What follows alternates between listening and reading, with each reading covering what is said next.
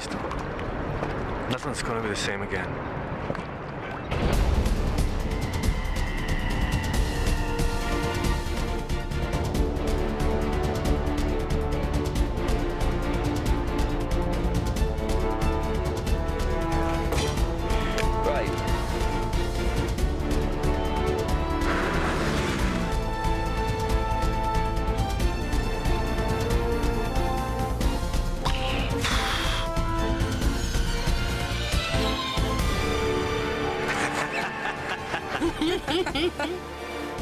Nothing to see here. Welcome to Through the Anomaly. Hi, hey, hello. Come on. If you saw the making last, I'm out of breath. Showing. If you saw the behind the scenes last year, you might have learned a little bit on what goes into making Primeval. What am I saying? I'm here to show you a little bit more. All right?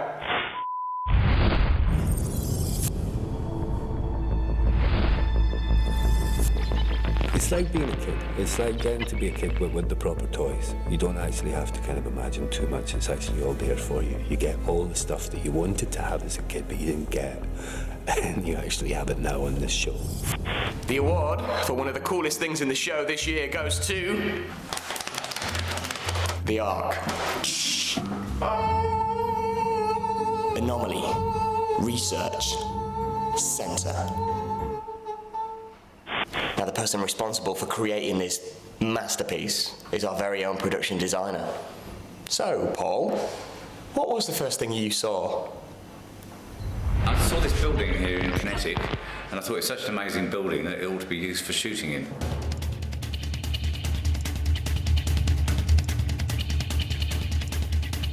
The best thing to do was cover up the windows, because that's the reason no one else has shot in here, and make it look as though it's been sunk into the ground. And that way we could use the whole building. Grade 2 listed building, and it used to be used for testing tank lasers. It's one of the most amazing structures I've seen. The biggest rush I got was the first day that we walked into the Ark. You know, there's quite a big budget on this show, but you're never quite sure as to what it can extend to.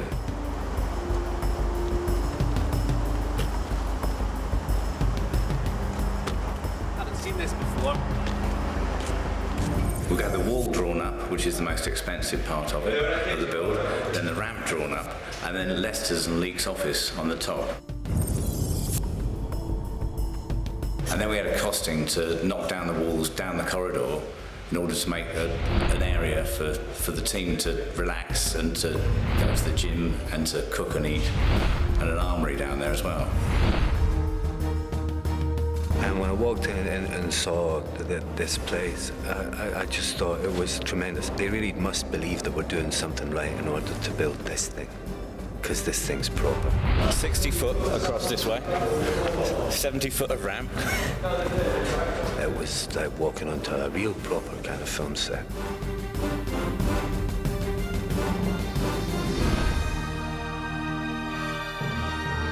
And it just felt like a really kind of great validation of the series and the work that everybody had done on it.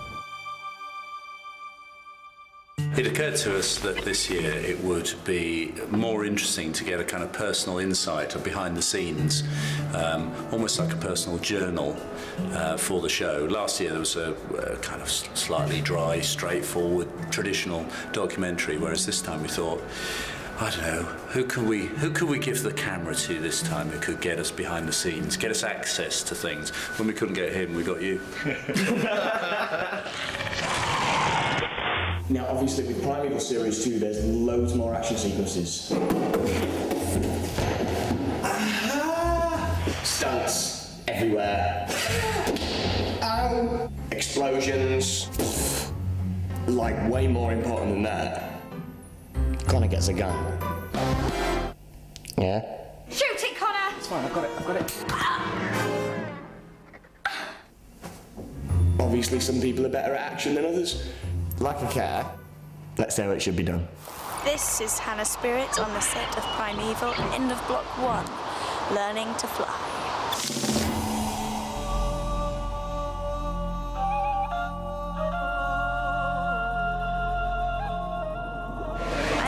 excited, but we don't have that much time, so all I can do is my best.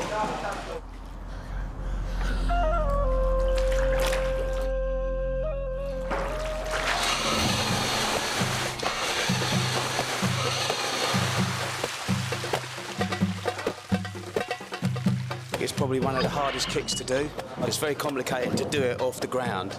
You have to be like a really good martial artist to do it that way. So we cheat it a little bit, and it's film, so we can do what we want basically.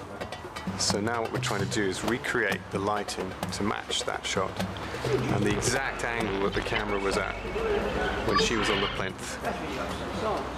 And what we've got is a green screen where we'll be able to drop in the background that we shot those weeks ago. And if we get the angle exactly right, no one will know. Bit of magic. What we're going to do is we're going to hang Hannah on the wires. The harness will fit round Hannah here. It's like a seat harness, and she'll be tied into that. One, action, jump. Yeah, good. 3, 2, 1, action, jump. Yeah, good. That's it. Good. Definitely look great, yeah. And especially when Hannah, because she's quite supple and she's done a bit of dancing as well, with a nice suppleness and the speed of her kick, it should look lovely.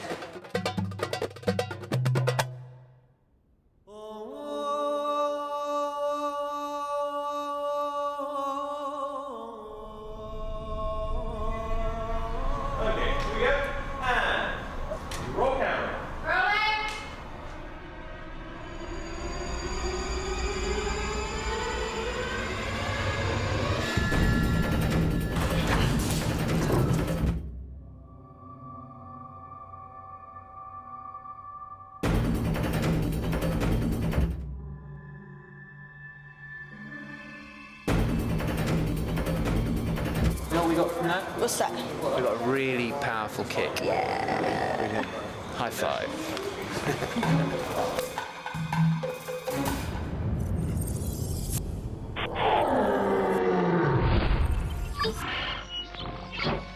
When we were looking at developing characters into the second series, we had some characters that, you know, the main cast that we knew the audience loved. We'd had a great response to them, and obviously we wanted to take them further. So we've given all our key cast different kinds of storylines this time. Obviously, Cutter still has a thing going with Helen. There's all kinds of different things happening for the main characters. We also wanted to introduce some new characters because all shows need to be kept fresh, need to have different things happening in them. So we brought in some new characters as well, because the key with a show like this is you have to constantly keep reinventing it. As soon as the audience gets ahead of you in terms of what they think is going to happen, and if they're right, the show becomes less compelling. So we had to make sure that we gave people what they loved, but also kept it fresh.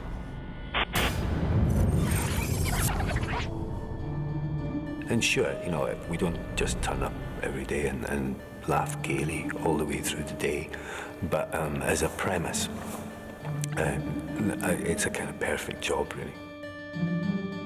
From time to time, I find other people's unprofessionalism a little testing. Yeah. Any names? Well, I think you know who I'm talking about, Andrew.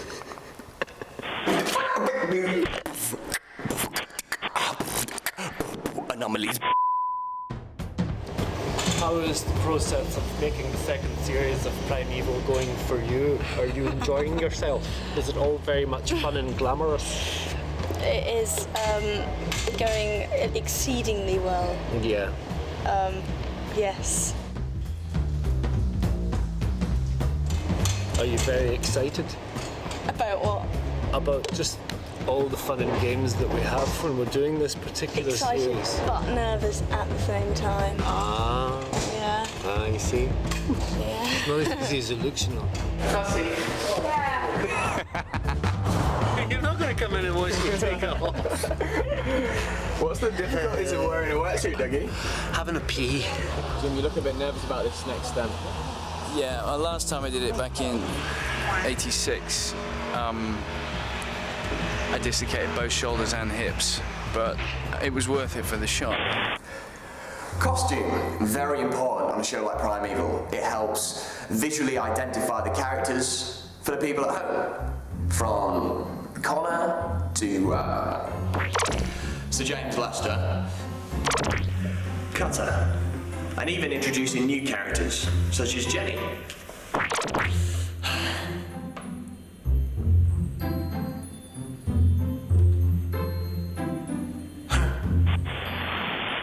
I've got to kind of erase my whole filming memory of Series 1 and start again.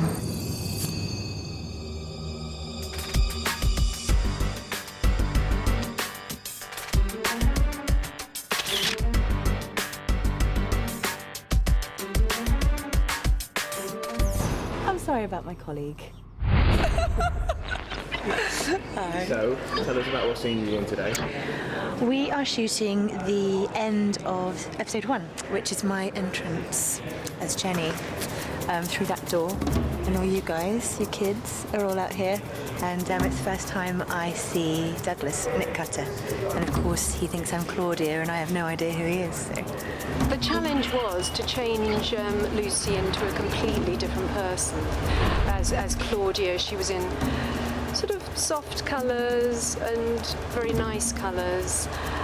So we just thought we'd change that and do much stronger, not necessarily colour, but contrasts of colours. Do you want to see the costume today? Yeah. So she's wearing a kind of standard PR get-up. Black silky dress, little Dolce & Gabbana, red, red, red. Nice touch. Also, of course, she has a sort of higher position than Claudia did, so she needed to look more powerful. Not all my hair. So how's it work? Well, first of all, they dyed my hair very dark, as you can see. And then basically, all my hair's quite long anyway, but they've got a hairpiece that they've very skillfully sort of wrapped around and to create this masterpiece. And of course, my makeup is much more full on than it was last year. So this is nothing like, obviously, Claudia, and this is nothing I'd normally wear, so it's really helpful because it makes me feel more in character, I suppose. But yeah, I mean, it's very dynamic, and that's who she is. So. You feel pretty? No, I feel like a lady.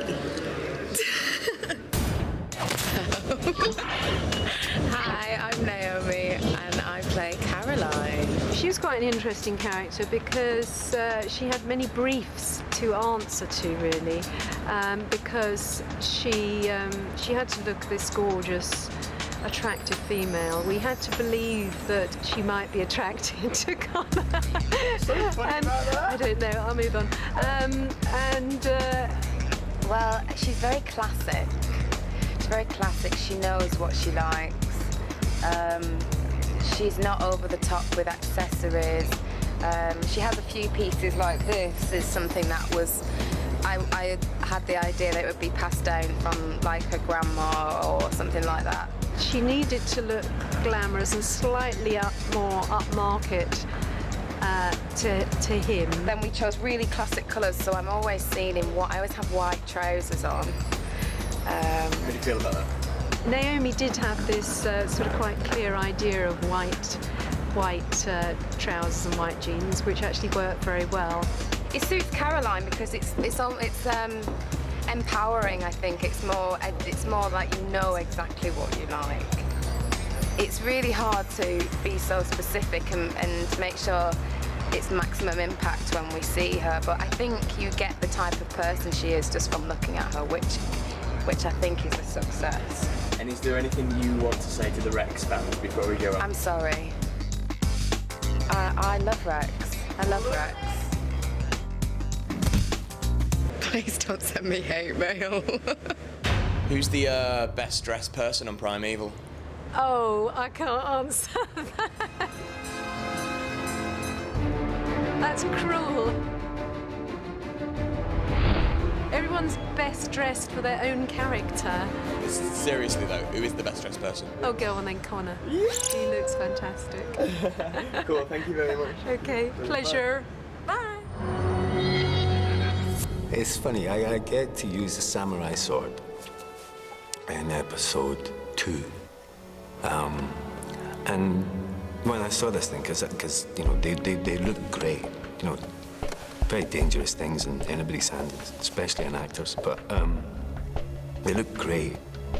But I'm from Barhead, and there aren't very many samurai swordsmen from there, to the best of my knowledge.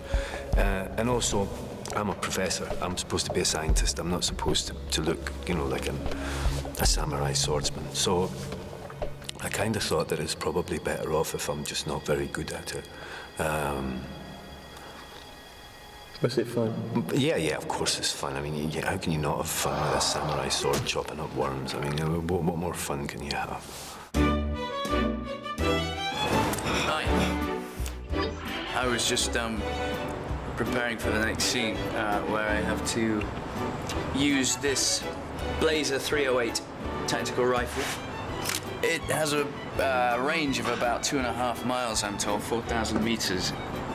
Stephen's preferred weapon of choice when it comes to hunting the raptors in episode 1, because the tranquilizer gun's pretty rubbish, because he believes that they're too much of a threat simply just to put to sleep. It's a hell of a heavy gun to carry around, though, so we have a rubber one too. I prefer myself, for obvious reasons, but isn't she pretty? Isn't she pretty? I'll let you get back to it. Thanks, mate. So my weapon of choice is JCB. Do you want to see inside my JCB? It's got 2 levers here. One is an extension of the arm, extends the arm and controls the bucket. And this one rotates the JCB, and the tiger finds us. Originally he was going to get on the arm, but he's circling the JCB now. And I'm just lashing out and trying to swipe it and trying to get it, whilst Cutter is down a hole. I think it looks like it was made for her, actually. Yeah, I'm sure the world of JCB drivers would love Hannah Spirit driving their JCB. Cool. Obviously, the JCB is a great weapon, but sometimes during the show you need something slightly faster.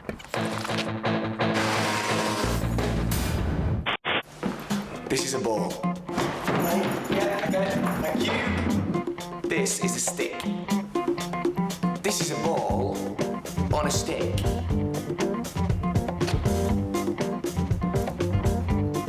Understand?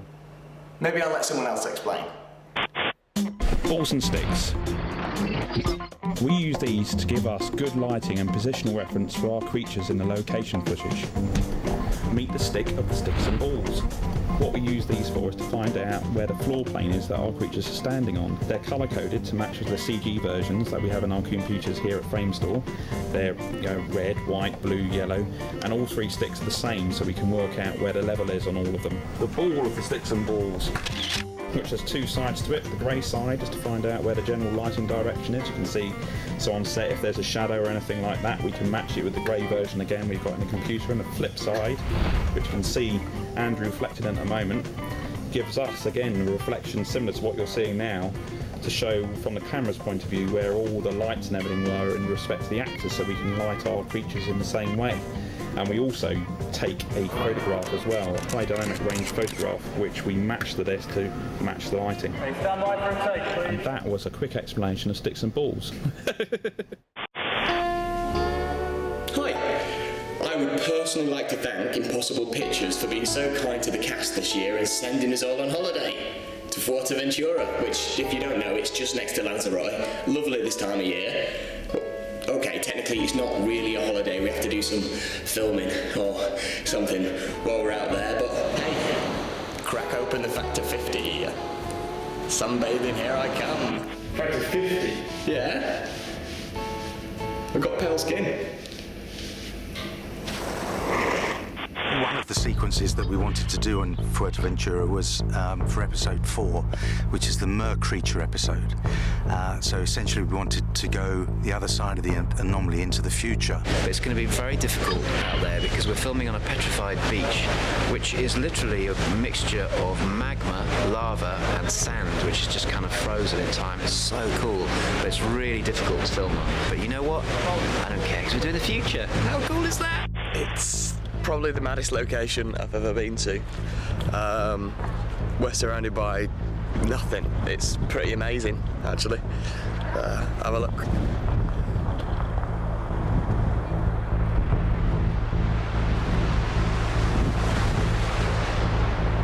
Welcome to the future.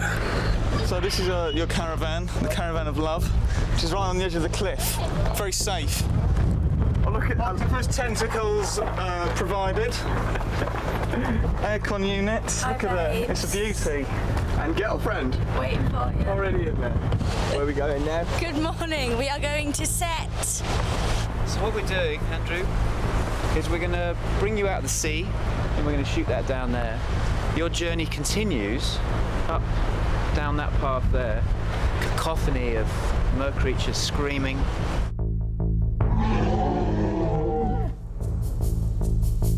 Travelling to Fuerteventura was very funny because seeing a whole film crew on the move is like watching a big school trip. Well, it's not the Bentley Centre in Kingston, I'll give you that. Welcome to my rock. Obviously working on this sort of terrain is really rough on everybody. Safety-wise, always a challenge. We had to make sure that Andrew Lee Potts was hooked up so he didn't fall off the ledge, and also Hannah was down below. Challenge for the actors who were hanging off ledges and being battered by the wind and the spray from the sea. But they worked a treat for us because that end sequence really says something about the two characters and the relationship between the characters. I think it'd be wonderful. Yeah, having the stunt guys holding my legs and taking a lot of Hannah's weight in my arms, I kind of felt a little bit stretched, and I've probably been in more comfortable situations, but no, it was absolutely awesome to even be given the opportunity to play such a dramatic scene in Primeval. Just a little bit more! Woo! We'll break for lunch. Yeah, the game's playing with bread for lunch, yeah! Well done, baby. Well done, you. Gotcha! The Canaries look extraordinary. I mean, they're perfect for being, 20, 30 million years ago. But filming out there was good, except being continually soaked all the time before a take. But thankfully, they should dry off quickly there because it's sunny. Oh, it's so glamorous, isn't it? Oh, miserable. It's been a long day. But a good day. So it's been a good bonding experience in Primeval. You know what? We do it because we do it. We do it because we were born to win, all of us. Yeah? There's not one loser on this set.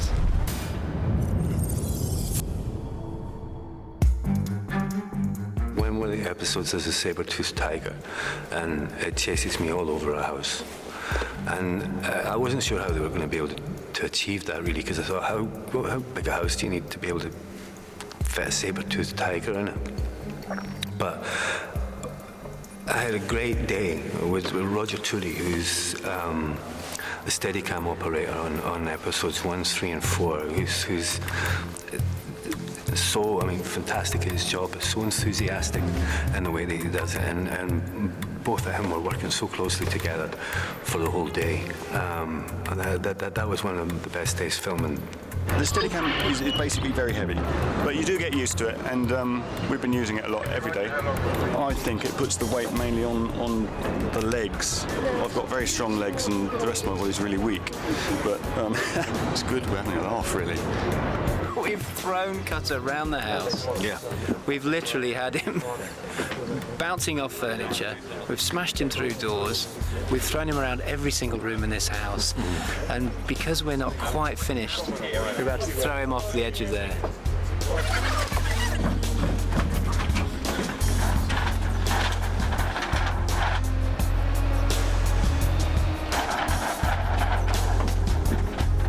They were talking about having somebody do it for me, but I don't like to do things like that. I prefer to do it myself. He's actually there to do the speaking bits for me. Actually, I'm going to do the jumping bits for him.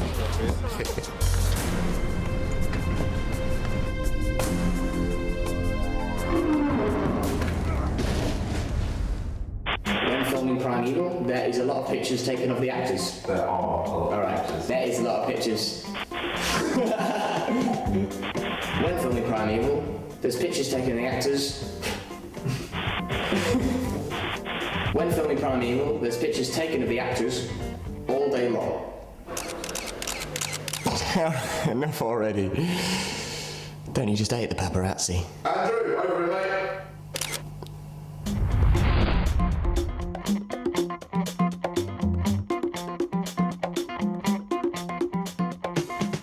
The reason I take continuity pictures is that I make sure then that everything looks continuous, because we shoot everything out of sequence, but when the editor cuts it together, it has to look continuous. So, for example, people's hair might grow and you need to take a picture so that 3 weeks later, when you come to finish off that scene, if their hair has grown, you can then compare it to the picture you just took.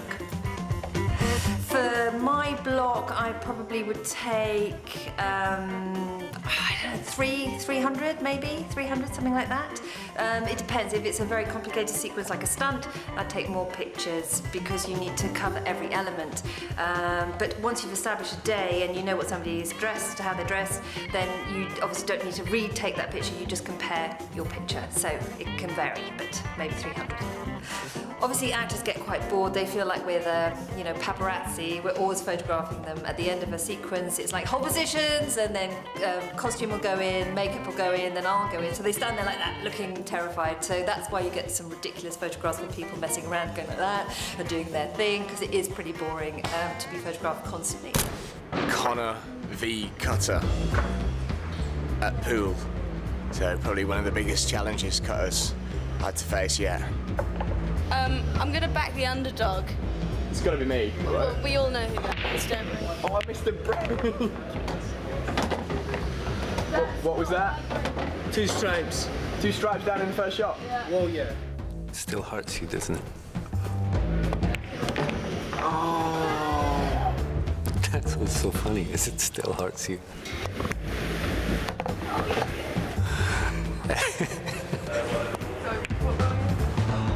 Yeah. Didn't get that one, did you?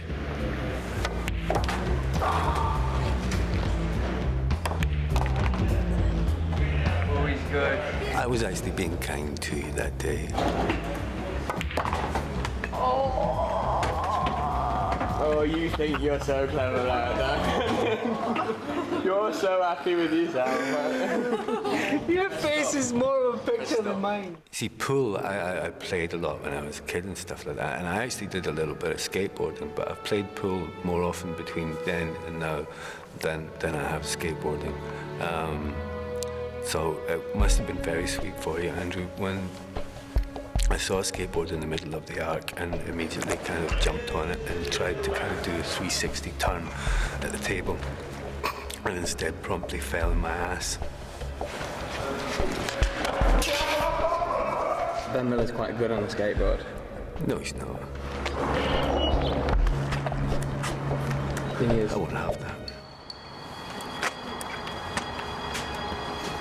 He's a skateboarding man in a suit. It's a lie.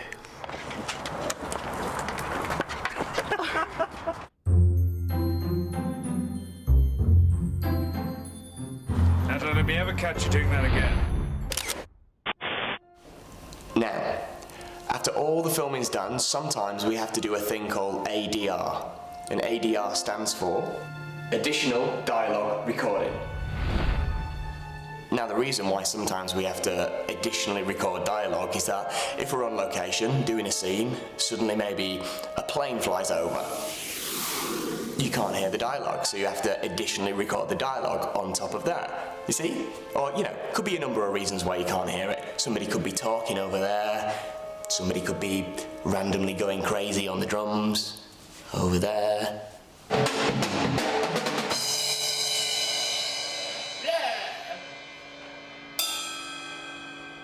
It's all very technical, so I'll let someone else explain.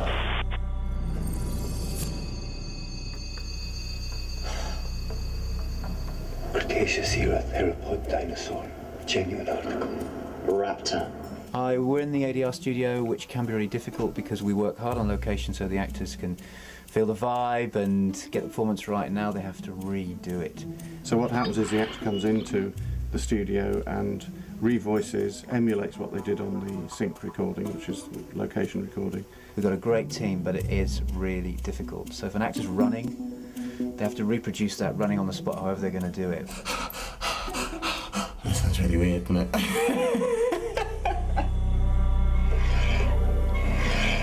Abby, Think about it as a giant computer game. You've got 2 lines on the screen, on the actual action that you can see on a big screen in front of you.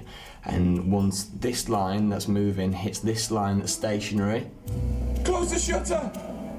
That's when you speak, and you've got to try and do it in the same pace, the same tone, the same intonation as everything you did months ago. So it can get quite difficult. Every TV drama has some kind of ADR, so it's a necessary part of the process, and some actors are better at it than others. Raptor. I always thought we'd get one someday. Yeah, good. It's good. Moving on. But of course, all the Primeval cast are brilliant at ADR, so. Who's better? I'd say Hannah's probably got a lead on everybody. She's revoicing Connor today, so Andrew Lee Potts. Andrew Lee Potts apparently is a good actor, but he spends too much time on the making of.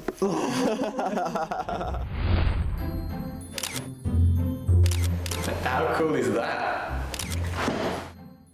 It's quite funny to me how you can get so excited about a wee bit of plastic and why you would, I'm a grown man, for goodness sake, but actually the idea of having a doll of me, a wee action figure in the shops at Christmas,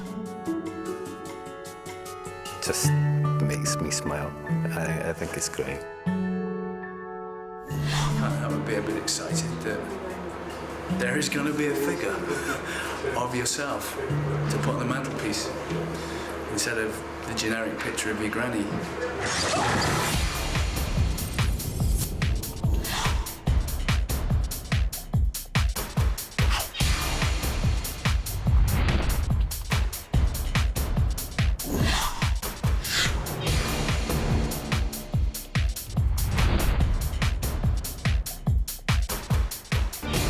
When we came up with the toy line, we approached Design Works to commission them to make all the handmade sculpts and to produce a line for us then to take it to the Far East so we can then model it and manufacture it. One of the things that is amazing about the human face is that there are thousands and thousands and thousands of different variations of expression, subtle variations of expression. And one of the most important things for us to get a good lifelike sculpt is to get full turnaround photography. So that's a front view, 3/4 views, and profiles of a person. When you move around, you simply pick yourself, put yourself down, same eye line, same height, everything. A couple of you guys have really nice full teeth grins, which are, I have to say, almost impossible to do as an action figure. Do you know what? Before we go on, Abby's my favourite character. So 1-0. The arm that I'm using here to simulate a physical sensation of touching the object that you see on screen. Until you touch it and move over it, and you'll actually feel a physical sensation.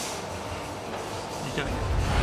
That's amazing. Now, you can feel the resistance of the creature's physical presence it's being. How much does this cost? that arm is £18,000. The computer to run it is £5,000. We got £18,000 in the budget? No? So where there's a bump there, you can see on the future predator's body, I can feel that with this little special magic pen.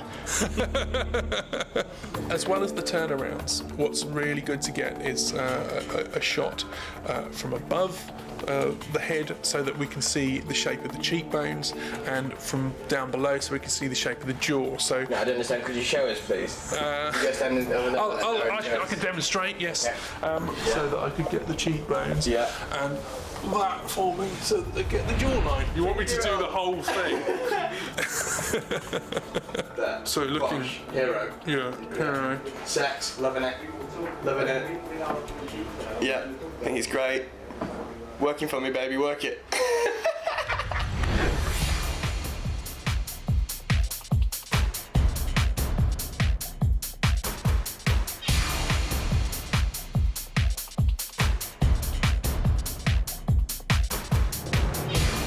Our our aim is to get our figures looking as natural as possible in a neutral pose.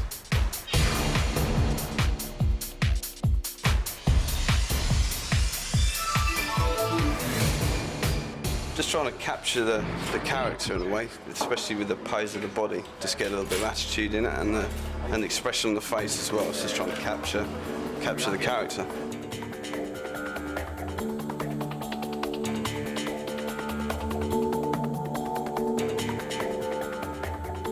Attention to detail, fantastic. That's great. Are you impressed? Really impressed. He's a decorated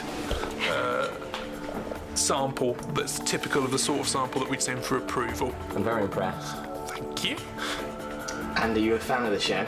Huge fan. Yeah, loved it before we even were approached. So I hope you like the figures. We spent a lot of time developing them, and we want to obviously make sure that you've got representations of all the things that you love about Primeval in little plastic form.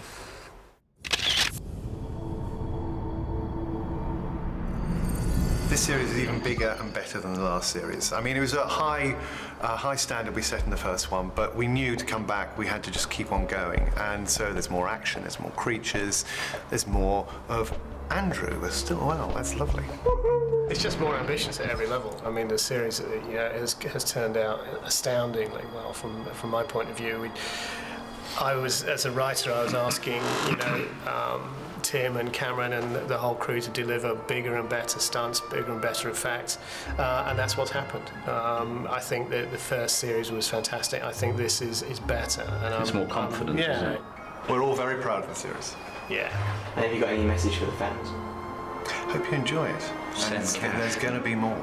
Yeah, there's going to be more. There's a long way to go on this story. There's a lot of things that we've been planning from the very beginning of this show that are going to come through in subsequent, some really dark in future stuff coming. series. Is there any kind of tasters you can give? Well, someone hasn't finished messing yet. Yeah. Someone comes back. There is a key character who is going to come back, and if I say she, that'll probably give you a clue. And she's in no way finished yet with everybody.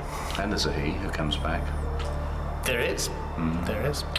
Watch the space. It's Yeah. all going to kick off now. Can I say goodbye from the producers? Bye from the producers. Enjoy it. Have you got any message for the fans? Yeah, just keep watching and tell us what you think. Tell us what you like, and tell us what you don't like, and hopefully we'll see you next year. Thank you, Douglas. Thank you. Thank you.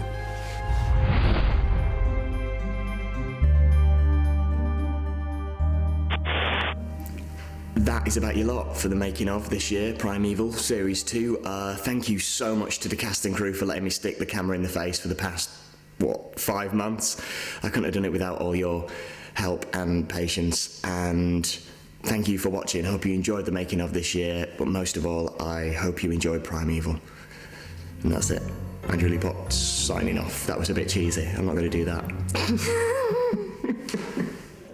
Okay, just straight up to camera, please. Everyone make sure you're not hiding any faces. Nice and happy.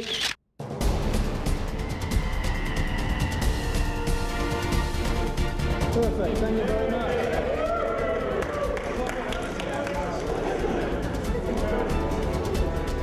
The actors don't chew through the... Oh! You've got to suffer a little bit in this game. We should be all right. I've got new hips since. Yeah, this is a small handgun. I probably couldn't keep it up for more than 2 minutes. Get off my back, you know what I mean? Because Carl's on the track. Yeah?